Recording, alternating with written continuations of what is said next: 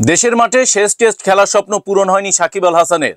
হত্যা মামলার আসামি এবং শেয়ার বাজার কারসাজির অভিযোগে জড়িত থাকায় দেশে ফিরতে পারছেন না তিনি। আসন্ন বিপিএলে সাকিবকে দেখা যাবে না, বিষয়টি একরকম নিশ্চিত, যা নিয়ে এবার মুখ খুলেছেন বিসিবির অন্যতম কর্তা এবং সাবেক অধিনায়ক খালেদ মাহমুদ সুজন।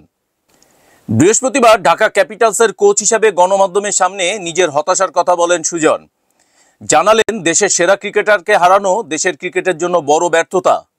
খালেদ মাহমুদ সুজন বলেছেন, সাকিব সারা জীবন ক্রিকেট খেলবে না, এটাও বাস্তবতা, কিন্তু এখন খেলতে না পারাটা আমাদের ব্যর্থতা। বাংলাদেশের ক্রিকেটের সবচেয়ে বড় নাম মাঠে নেই, এটা কষ্টের। সাকিব একজন বিশ্বসেরা ক্রিকেটার, রাজনীতি করেছে, কতটা ঠিক বা ভুল জানি না, কিন্তু সবার চোখে ও ক্রিকেটারই ছিল। 30শে ডিসেম্বর শুরু হতে যাচ্ছে বিপিএল। সাকিব আল হাসান দেশের ক্রিকেটের পোস্টার বয় হলেও এবারে আসরে অনুপস্থিত থাকবেন। শুধু বিপিএল নয়, আসন্ন চ্যাম্পিয়ন্স ট্রফিতেও সাকিবের খেলা নিয়ে রয়েছে অনিশ্চয়তা, যা নিয়ে হতাশ বিসিবির অনেক কর্মকর্তাই। সুজন বলেন, আমার মনে হয় দেশের সবথেকে বড় প্লেয়ার বিপিএল খেলতে পারবে না, এটা সত্যি হতাশার। অনেক ক্রিকেটার এ বিষয়ে খোলাখুলি কিছু বলছে না, কিন্তু তাদেরও মন খারাপ লাগছে।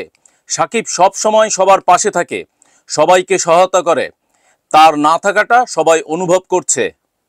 সাকিব আল হাসান দেশের হয়ে অসংখ্য সাফল্য এনে দিয়েছেন, কিন্তু বর্তমান পরিস্থিতি তাকে দেশের ক্রিকেট থেকে দূরে সরিয়ে রেখেছে। বিপিএলে তাকে দেখতে না পাওয়াটা শুধু ভক্তদের জন্য নয়, সতীর্থদের জন্য বড় হতাশার। এক অনুশীলনরত খেলোয়াড় জানান, সাকিব ভাই আমাদের অনেক সময় দিক নির্দেশনা দিতেন। মাঠে ও ড্রেসিং রুমে তার উপস্থিতি দলের জন্য বড় অনুপ্রেরণা ছিল। বিপিএলে ইতিমধ্যে বিদেশি তারকারা আসতে শুরু করেছেন, দলগুলো প্রস্তুতি নিচ্ছে পুরোদমে, কিন্তু বাংলাদেশের ক্রিকেট ইতিহাসের অন্যতম সফল অধিনায়ক এবং অলরাউন্ডার সাকিব আল হাসান থাকছে না এবারের বিপিএলে।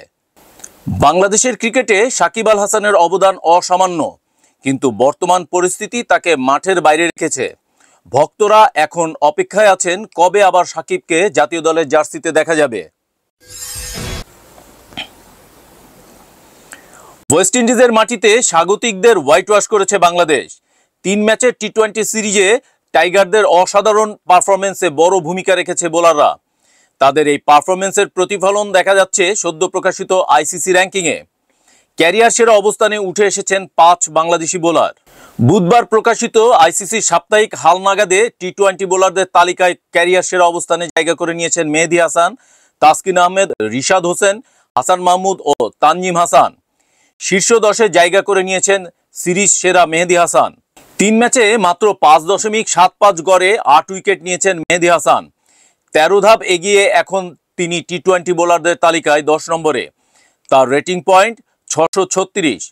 অলরাউন্ডারদের র্যাঙ্কিংয়ে 10 ধাপ এগিয়ে মেহেদী এখন 30 নম্বরে। মেহেদী হাসান বলেন, দলের জয়ে অবদান রাখতে পেরে আমি গর্বিত। বোলিং ইউনিট হিসাবে সবাই দারুণ করেছে, র্যাঙ্কিংয়ে উন্নতি আরও আত্মবিশ্বাস যোগাবে। মেহেদীর পরেই রয়েছেন তাসকিন আহমেদ।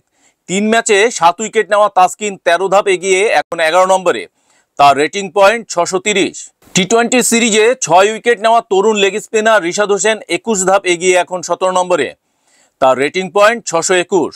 4 উইকেট নেওয়া হাসান মাহমুদ 23 ধাপ এগিয়ে উঠে এসেছেন 24 নম্বরে। আরেক পেসার তানজিম হাসান 16 ধাপ এগিয়ে রয়েছেন 45 নম্বরে। তবে ব্যাটারদের তালিকায় সেরা 30-এ নেই কোনো বাংলাদেশি। তবে শেষ ম্যাচে 72 রানে অপরাজিত থাকা জাকের আলী 85 ধাপ এগিয়ে এখন 87 নম্বরে। জাকের আলী বলেছেন, শেষ ম্যাচে বড় ইনিংস খেলতে পেরে ভালো লেগেছে, দলের জয়ে অবদান রাখতে চায় সবসময়। এদিকে টেস্ট র্যাঙ্কিংয়ে শীর্ষে রয়েছেন ভারতের জসপ্রীত বুমরা। 904 রেটিং পয়েন্ট নিয়ে শীর্ষস্থান ধরে রেখেছেন তিনি। সম্প্রতি আন্তর্জাতিক ক্রিকেট থেকে অবসর নেওয়া রবিচন্দ্রন অশ্বিনের রেকর্ড স্পর্শ করেছেন বুমরা। ওয়েস্ট ইন্ডিজের বিপক্ষে এই জয় এবং আইসিসি র্যাঙ্কিংয়ে উন্নতি টাইগারদের আত্মবিশ্বাস আরও বাড়াবে।